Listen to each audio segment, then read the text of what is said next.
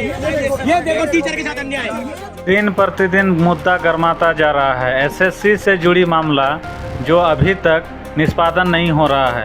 SSC से जुड़ी मामला परीक्षाओं को धांधली बताया जा रहा है। परीक्षा एक काफ़ी उम्मीद लेकर आती है उन बच्चों के साथ, उन विद्यार्थियों के साथ जो अपने भविष्य की गाथा लिखते हैं, दिन रात मेहनत करते हैं। उनके सपनों को एसएससी वालों ने एक घटिया किस्म की कंपनी को कंडक्ट करके बहुत ही निंदनीय काम किया है। जबकि सरकार ने खुद इस कंपनी को 2020 में ब्लैकलिस्ट किया था। और अभी ऐसा क्या हो गया उस कंपनी को कि अभी उसको ग्रीन सिग्नल मिल गया। ऐसा क्या चाहती है सरकार जो उस घटिया किस्म की कंपनी को ऑफ़र करके हमारे देश के बच्चों को बर्बाद किया जा रहा है। आप सोचिए कि आप एसएससी की एग्ज़ाम की तैयारी कर रहे हैं, आपके बच्चे पढ़ रहे हैं, आपके बच्चे भविष्य की तैयारी कर रहे हैं, आपके बच्चे सुनहरे सपने लेकर जा रहे हैं, लेकिन क्या होता है कि वहाँ आपके बच्चों को सेंटर तुरंत 5 मिनट के पहले बदल दिया जाता है। वहाँ आपके बच्चे एग्ज़ाम देने जाते हैं, वहाँ आपका सिस्टम ख़राब हो जाता है, माउस काम नहीं करता है, कीबोर्ड काम नहीं करता है। और वहाँ की विधि व्यवस्था इतनी लचर है कि आपकी घर में भी वैसा व्यवस्था उससे बेहतर होती है। क्योंकि जब ऐसा ही अगर सिस्टम चाहिए था तो क्यों दिखा रहे हैं वो सपने, वो उम्मीदें, वो देश की मतलब वीर गाथा कैसे सुना रहे हैं कि हम विश्व के सामने एक अपना पहचान दिखाएंगे, विश्व गुरु बनाएंगे। क्या ऐसे विश्व गुरु बना जाता है? आज विश्व गुरु का नाम लेने के लिए शर्म लग रहा है। आज हमारे गुरुओं के माध्यम से एक प्रतिनिधिमंडल विभागों से बात करने गई थी, लेकिन क्या हुआ, उसका उल्टा प्रोसेस हुआ।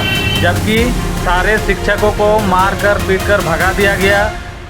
उसके साथ हम लोगों ने क्या चाहा था, देश के युवाओं ने क्या चाहा था, देश के विद्यार्थियों ने चाहा था कि एक वार्ता के माध्यम से बात किया जाए कंडक्टर से, कंपनी से जो एग्ज़ाम ले रही है वो धांधली है।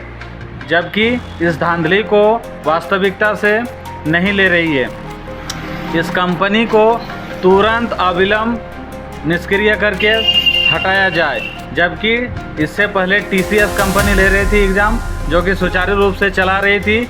ऐसा क्या हुआ टीसीएस के साथ जो भारत सरकार अपनी टीसीएस कंपनी को छोड़ करके एक उग्गी दुग्गी कंपनी को बैठा दिया है, जो ना कभी अभी तक एग्ज़ाम क्लियर कर पाया है, ना रिजल्ट के माध्यम से अपना 100% बता रहे हैं कि धांधली नहीं होगा, चोरी नहीं होगा, एग्ज़ाम पेपर लीक नहीं होगा। ऐसा क्या चाहती है सरकार? अगर कुछ सवाल मांगने जाता है तो पुलिसों के द्वारा, अपने सिस्टम के माध्यम से द्वारा हमारे बच्चों को पीटा जाता है, हमारे शिक्षकों को पीटा जाता है। आपने भी अपने बच्चों को सिखाया होगा कि पढ़ोगे लिखोगे तभी बढ़ोगे, लेकिन अभी जो सिस्टम आया है, पढ़ोगे लिखोगे फिर पीटोगे सरकार से। क्या सरकार इसी दिन के लिए बना है? सरकार को क्या फुर्सत है कि जवाब नहीं देना चाहता है? सरकार खुद बोलती है कि हमारे बच्चे हमारे कल के भविष्य है। क्या ऐसे बनेंगे भविष्य? आपने एक सिस्टम ऐसा तैयार किया है कि थोड़े से कमीशन के चक्कर में आप एकदम किसी को भी हायर कर दे रहे हैं। ये कौन सा तरीका है जो अपने भविष्य को इतने कम मतलब मार्जिनों में एक तौल रहे हो, एक तराजू के तौल पे तैर रहे हो, जबकि वो अपना हुनर इतना रात दिन मेहनत करके सपने सजाते हैं, रातों को जगते हैं, कड़ी मेहनत करते हैं। मान लीजिए कि मानते हैं कि आपने परीक्षा शुल्क को कम किया है, लेकिन सेंटर कहाँ दे रहे हैं? 1000 किलोमीटर दूर। कोई 1000 किलोमीटर दूर जा सकता है क्या? 100 रुपया का फॉर्म भरिएगा और 1000 किलोमीटर परीक्षा देने जाइएगा? ये नियम दिखाते हैं आप। ये कौन सा नियम कहता है कि आप मतलब शुल्क कम लीजिए फॉर्म भरते समय और ट्रैवल के समय 5000 रुपया ले लीजिए? बताइए कौन पहुँच सकता है? कौन सी ऐसी महिला है जो अपने घर से निकल करके 1000 किलोमीटर दूर जाकर परीक्षा दे के आएगी? सेंटर आपको सुन के हंसी आ जाएगा।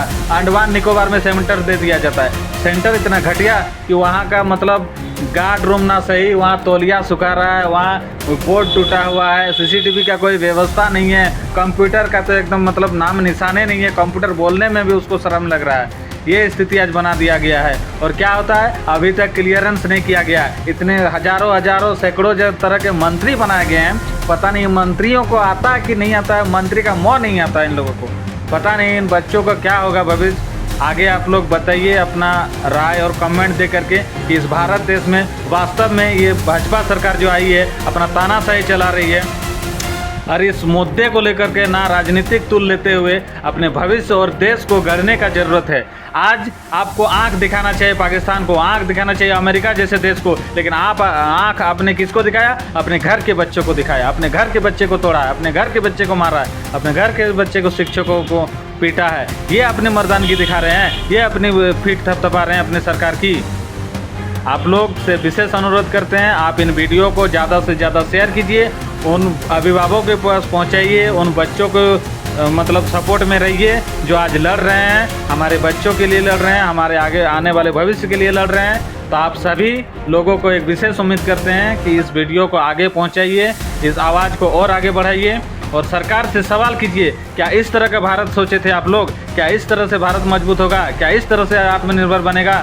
जो भ्रष्ट सिस्टम को आगे बढ़ा रहे हैं और जो पढ़े लिखे शिक्षक लोग हैं, विद्यार्थी लोग हैं, लोगों को पीटा जा रहा है, आईपीसी की धारा दर्जनों दर्जन डाल दिया जा रहा है। क्या साबित करना चाहते हैं भारत सरकार? मन के बात से फुर्सत नहीं है, क्या कहे मन के, कौन सा ऐसा मन की बात आप जान लिए? मन की बात सुनकर क्या दिखाना चाहते हैं आप? भारत में आप क्या साबित करना चाहते हैं? खाली राजनीति से बात नहीं होता श्रीमान। हम लोग इस विद्यार्थियों ने क्या राजनीति पे कुछ कदम रखा था?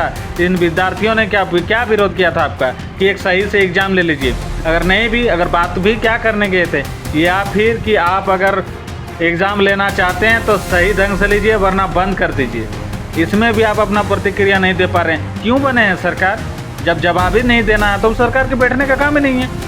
तो इस पर आप लोग राय दीजिए। आप लोग से विशेष अनुरोध करते हैं, अगर हमारे चैनल के माध्यम से आपको अच्छा लगता है तो हमें सपोर्ट कीजिए, कोऑपरेट कीजिए, हम और मजबूत होंगे तो आपको और विशेष तरीक़े से जानकारी देने का कोशिश करेंगे।